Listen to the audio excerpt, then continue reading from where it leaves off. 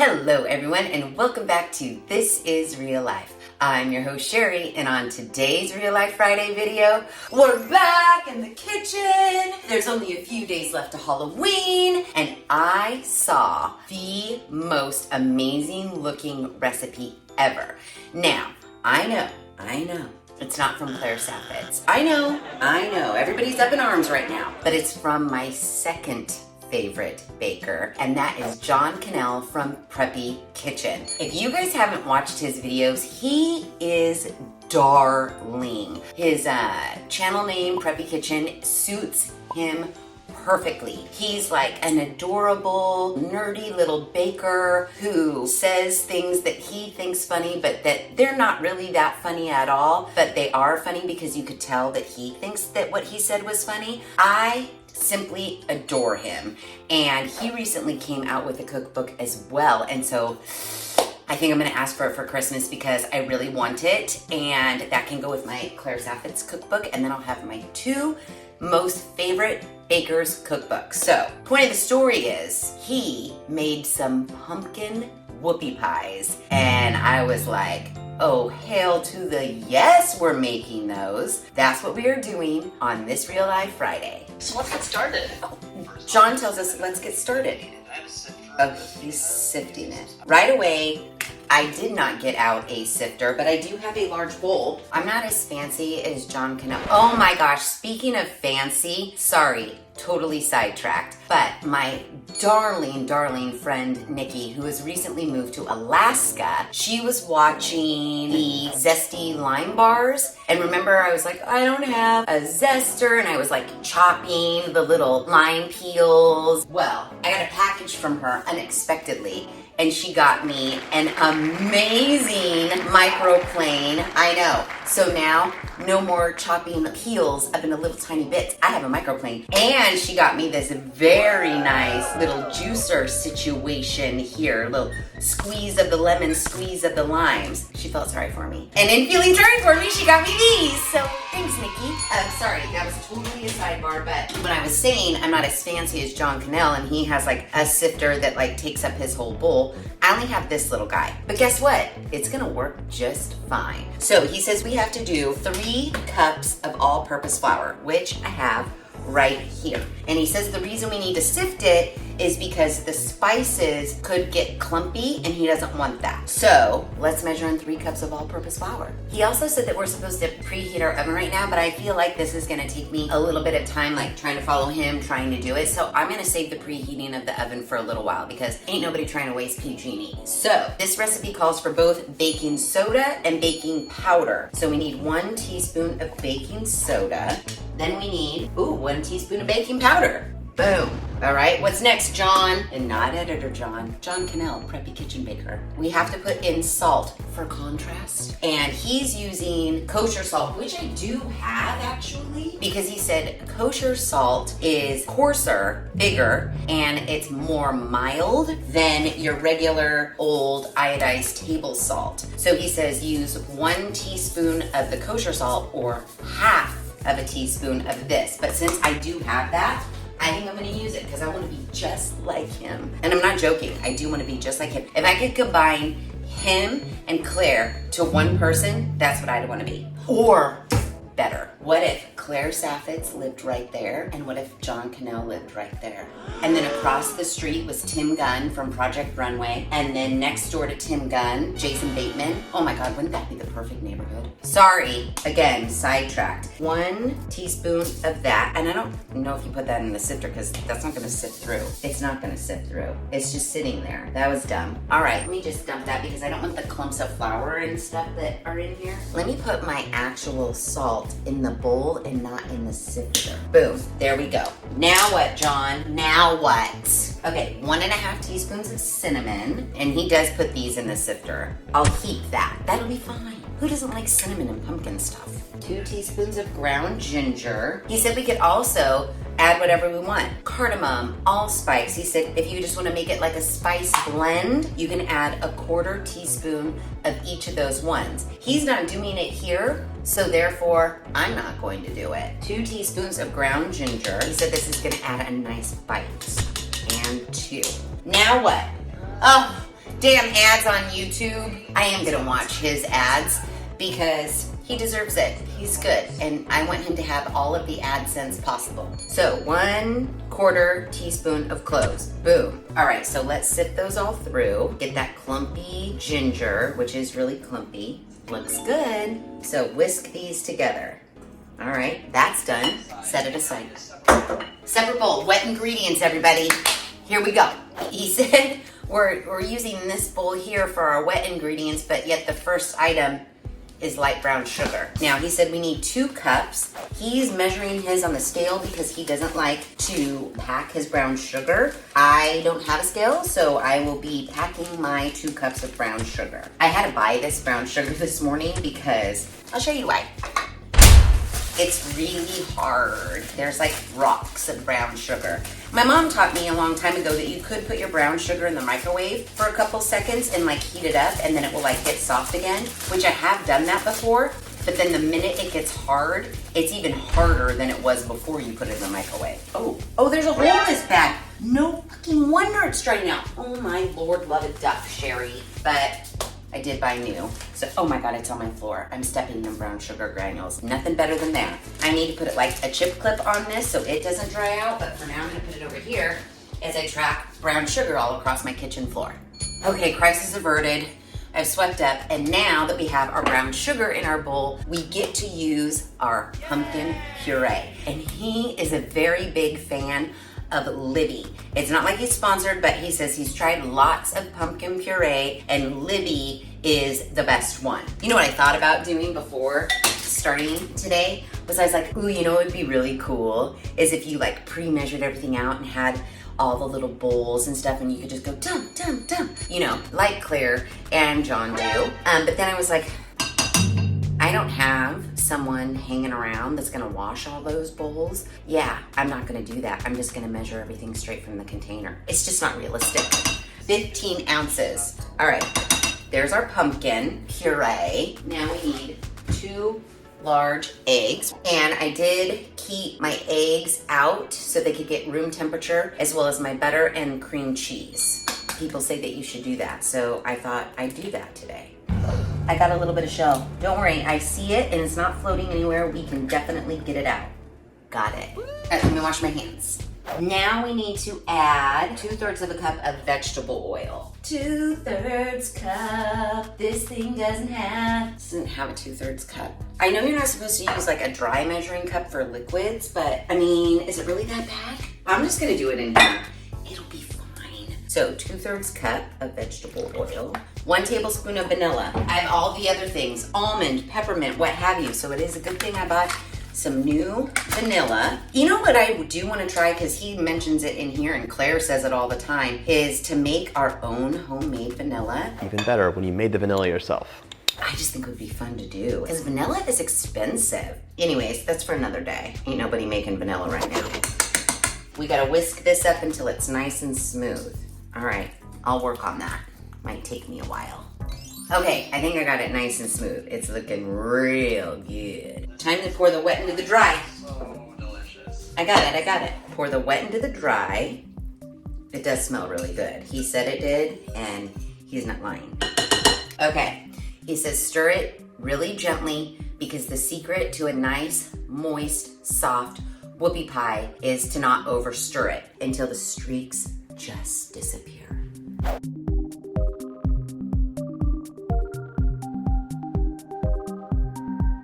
Okay, so I folded in the wet and the dry, mixed them well, and I don't have any hidden pockets of flour. As per John, he said, look at how beautiful. It's just holding together, so that means it's gonna be melt in your mouth moist. He said if we were to use our mixer or, you know, beat it together, that we could overwork the flour and then our cookies wouldn't be melt in your mouth. They would be kind of gummy and chewy, and we don't want that. So now, oh my gosh, I need to preheat my oven. I thought this had to chill. Well, shit. All right. I need to preheat my oven. I need to get some cookie sheets ready. They need to be lined with parchment paper. Then I need to get a cookie scoop, and then we're gonna start like making the cookies. So, oven is preheating to 350. I have a small scoop here. He said we need about 2 tablespoons per cookie, and I feel like that's this. So he's just scooping it and plopping it. And he said in a pinch, if you don't have one of these, you could use 2 spoons and like do this whole like method. So we're gonna do this until we're done doing this.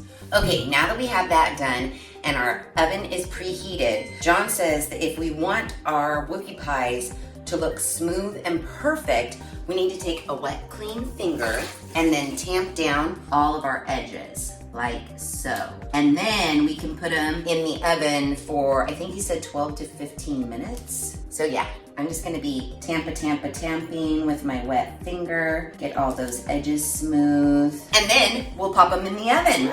Yay! Okay, all my edges are tamped down with my clean, damp finger, and now we're ready to pop them in the oven for 12 to 15 minutes, he said. My oven dinged at me. It is officially preheated. So I've got a couple of baking sheets ready to go. So I'm gonna do one on the top, this one on the bottom, on the other side for proper air circulation. And now let's set our timer. Now, I believe that we're gonna be multitasking because while those are baking, we need to make our filling. So, I still have cookie dough. I have this much cookie dough left. I'm gonna be making a couple more batches after those get out of the oven, but let's make our frosting because I think that's what's next. Okay, so before I started to make the frosting, I wanted to clean up my kitchen to prepare for bowls and measuring cups and shit that we would need for the frosting. And now my timer's going off. It's been 12 minutes. So, I don't really know what they're supposed to look like. Okay, stop. Does he tell us how to tell if they're raw? Let's see, what do we do? What's the deal? Okay, he says, first of all, I put 2 trays in. He said we were only supposed to do 1. We're supposed to be able to put a toothpick in and it should come out clean, which mine is not. So I think I need to put these in for the remaining 3 minutes. Let's put the ones that were on the top rack on the bottom rack and these ones on the top rack. But the ones on the top rack, I might need to test them. He definitely said, do not overbake. Everything's precarious, you guys. Everything's precarious. Okay, you need to go back in. So, I lost my toothpick. Let's check these. Nope, 3 more minutes. 3 more minutes, everybody. And it's probably because I put 2 in at the same time. All right, we're just going with it. Now what do we do? Boy, 3 minutes sure does go by fast when you're trying to get your mixer out to make frosting. My timer's already gone off. I checked them with the toothpick again and they are ready. So, I gotta put my other batch in. Ooh, look at those. Beautiful. These guys look good too. There we go. You're going in. We're gonna do 12 minutes on that one because it's just a single cookie sheet. I think that will be perfect. Start. Golly. Now we need to make the frosting. So first he says we need a 1/2 cup of room temperature unsalted butter. Next, 4 ounces of softened cream cheese. And I did leave it out so everything is softened. He also is very specific in the ingredients and he said, do not use like low fat, the kind that comes in the tub that is spreadable. You gotta use full fat block of cream cheese. I'm just gonna cut this in half and call that 4 ounces. Great. Okay, we gotta cream this together. And then he's gonna add in 1/2 teaspoon of vanilla. Okay, hold on. He's a fast mover, man. 1/2 teaspoon of vanilla. Okay. Then he says we have to scrape the bowl down. You know, I watch a lot of videos, a lot of different channels, and I watch Katie Carson, the Duchess of Suds. She's a soap maker, and every time she says she has to scrape her soap containers, she always says, scrapey, scrapey, my large container. And as dorky as that sounds, I love it when she says it. Now what? 3 cups of powdered sugar. Okay. He does a cup at a time and then kind of mixes it together so we don't get like powdered sugar blowback. So here's 1. Let's just mix that in. Good. Now I have to do 2 more times. And Davis told me I had enough powdered sugar, but I didn't believe him, so I bought a whole nother bag of it. But I think I may have enough. I should believe Davis. But I guess you can't have too much powdered sugar in your cupboard, right? Okay, so I have my 3 cups in here, and he says we're supposed to beat this on medium speed until it's light and fluffy. He says anywhere from 30 to 90 seconds. I think medium speed for me is that. I gotta look to see the texture. He said it's heavenly. It's like a cloud of whipped cream cheese and sugar. Let's see if ours looks like that. Does it look heavenly? Like a cloud of whipped cream? I mean, I would say it's kind of heavenly. He tastes his, so I should taste mine too. I mean, can you really go wrong with sugar and cream cheese? I don't think you can. All right, let's put a pin in this. Let me get those. Those weren't ready. Even though they were a single sheet of cookies, I think they still need 3 more minutes. So let me whip this up. I have to finish baking the rest of my batter because the next step is fill them. So we're almost there. We almost get to eat these. Okay, so my frosting is light and fluffy like a cloud. I have my last batch of cookies in the oven, but unfortunately for these cookies, we have to wait until they're completely cooled before we can frost them. Otherwise, the frosting will just melt and ooze out everywhere. So I think I'm gonna put these in the refrigerator to speed that process up, and then we can frost them. And then we can eat them. Okay, I think we are ready to put our frosting into our little sandwiches. Now, I have all of my cookies baked. Those ones are the last to cool, but I counted them up and I had an odd number. And it takes 2 to make 1 whoopie pie. So I ate one of these just by itself and it was divine. It's only gonna get better when we put in our cream cheese frosting. John uses a piping bag for a cleaner look. If you don't have a piping bag, a trick is a sandwich bag. You fill it with your frosting, you cut the tip off, and voila, you have an instant piping bag. But I have one, and here it is, ready. I learned this little hack. I used to just go like this with the piping bag and like try to fill it, and it was just cumbersome. And so I don't know if Claire taught me this or somebody else taught me this. Maybe Martha, you know, Martha Stewart. If you put it in a glass, it'll hold it, and then you can fill it willy-nilly.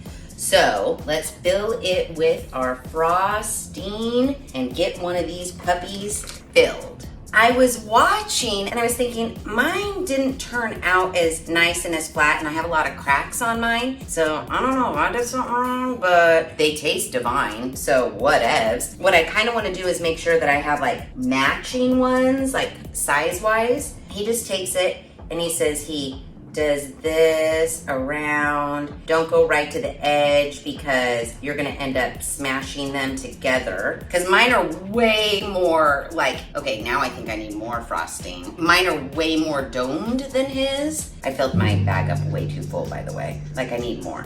I need more frosting. Dun, dun, dun, dun. Oh, yeah, that's the right amount. That's what I'm talking about. I think we should eat it. I know Davis is playing a video game, but maybe I'll call him out and have him eat one too. Davis is here, and it's whoopie pie tasting time. Are you ready? I am. That little sample you gave me was super good. Yeah, I split that with just cookie with him. Okay, those are made. Wow. Okay, ready? Hey, cheers. Cheers. Yeah. It's really good, you guys. I wish my cookie would have spread out more like his. Water. I don't know, his just looked not as like domey, but Oh, you're fine. I'm more of a fan of the cake. me too. That's why I said but. I kind of like it with a little bit less frosting. Whoopsie. Mmm. Oh yeah. Mm-hmm. These are real good. You know what? These would be really, really good. Mm. Like, you know, you serve them and you have extras leftovers. Mm-hmm. Freezer, right out the freezer. Mm-hmm. Yeah. Mm. Those are bomb. These are really good. Definitely like a one and done. Mm-hmm. Well, because with one, you're eating 2 cookies and frosting. Yeah. And these cookies are pretty, There. yeah, substantial, if you will. Super them. Really good. Yay! Those are good, and 1 is all you need. I'm super full, and 21, 22, 23, 24. you get 24, so 24 pumpkin whoopie pies out of this recipe. And the recipe wasn't that hard. I mean, it wasn't difficult at all. And they taste delicious. So, if you have a work party or not a work party at all, you know Halloween's on a Monday. I bet we're all going to work. If you like your coworkers, you could bring them a little Halloween treat. Or if you're having people over for Halloween, make them a Halloween treat. Or just make 24 for yourself because they're delicious. So yay! If you like this video, please be sure to give it a big thumbs up. If you haven't done so already, please subscribe to the channel. Be sure to ring that notification bell so that you are alerted to all of the Real Life Friday videos I push out, which is every other Friday at 5:30 Pacific Standard Time. Be sure to share this video with your family and friends. And as always, thanks for hanging out.